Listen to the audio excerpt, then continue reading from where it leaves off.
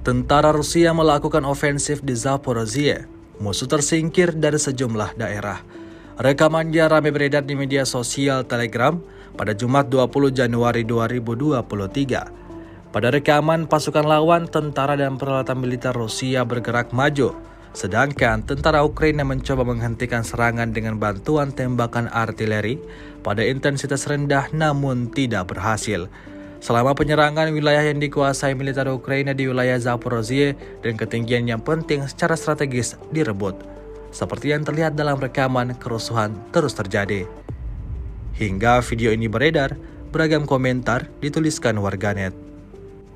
Hari ke-331 Rusia melaporkan secara total 373 pesawat Ukraina, 200 helikopter, 2.903 kendaraan udara tak berawak, 401 sistem rudal anti pesawat dieliminir sejak awal operasi khusus. Sementara itu dari kubu Kiev, Kementerian Pertahanan Ukraina melaporkan 760 tentara Rusia dieliminir dalam sehari terakhir.